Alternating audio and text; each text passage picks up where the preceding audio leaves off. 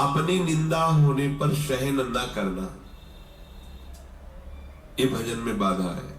जब अपनी निंदा हो तो आनंद मनाना चाहिए अंदर से कि जो हमें प्रारब्ध भोग भोगना था दंड रूप में, वो निंदा करके उसको नष्ट कर रहा है, बड़ी कृपा हुई। अंदर से इस बात को समझिएगा। अगर हमारी कोई निंदा कर रहा है तो हमें आनंदित होना चाहिए, हमारा परमार्थ मार्ग साफ हो रहा है। ध्यान रखना, हमारा परमार्थ मार्ग जो बाधित होने वाला था उसकी निंदा से कट गया। बहुत बड़ा प्रभाव है। बिना भोगे तुम्हारे प्रारब्ध का नाश करा दे वो निंदक है, इससे बड़ा कोई हमारा सहयोगी नहीं है।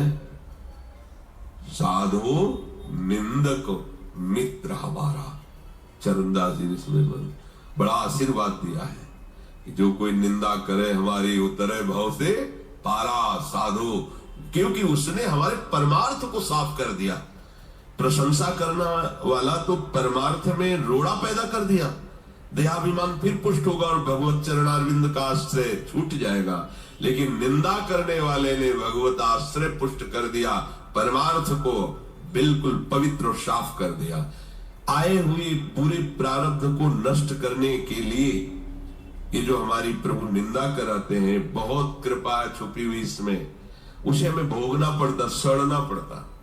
कई बार सुनाया है कि भगवान वशिष्ठ जी कुल पुरोहित थे और वो चक्रवर्ती सम्राट पे पद में थे, तो उनके शरीर में किसी पूर्व कर्मा अनुसार वो कुष्ठ हो गया था, गलित कुष्ठ।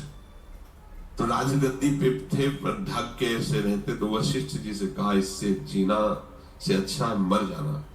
हम अपनी सभा में भी खुल के नहीं बैठ सकते हैं, सब गलित कुष्ठ। कोई उपाय है तो उनका कर्म का फल तो भोगना पड़ता है।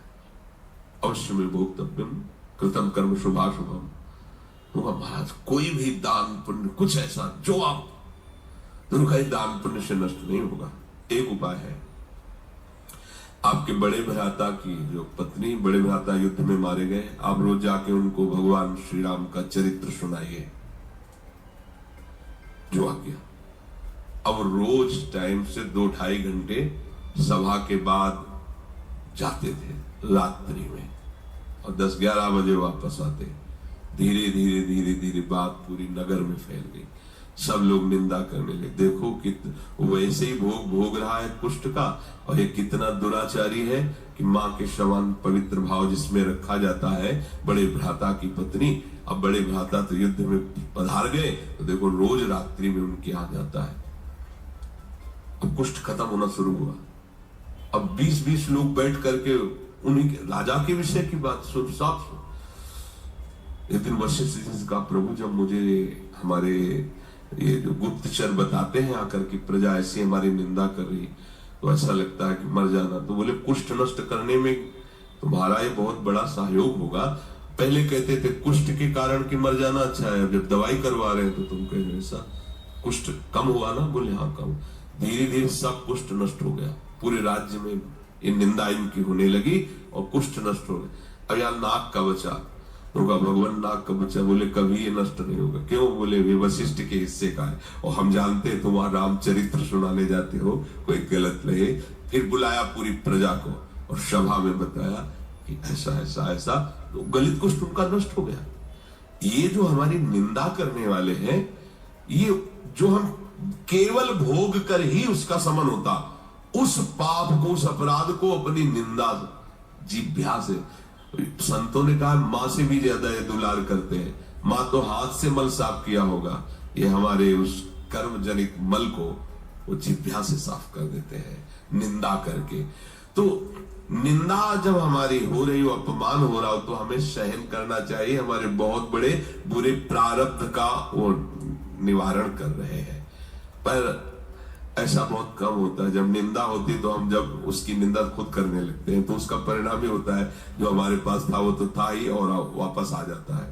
पर निंदा के किए थे आवत नहीं कछुआत, मूर्ख पर्वत पाप को ले। हमें दूसरे की निंदा नहीं करनी, पर अपनी निंदा हो तो आनंद पूर्वक सहना है। किसी से कहना भी नहीं कि वो हमारी निंदा करता है, नहीं, जो पूरा काम होना उसमें घाटा पड़ जाएगा। परम लाभ की बात है, ध्यान देना।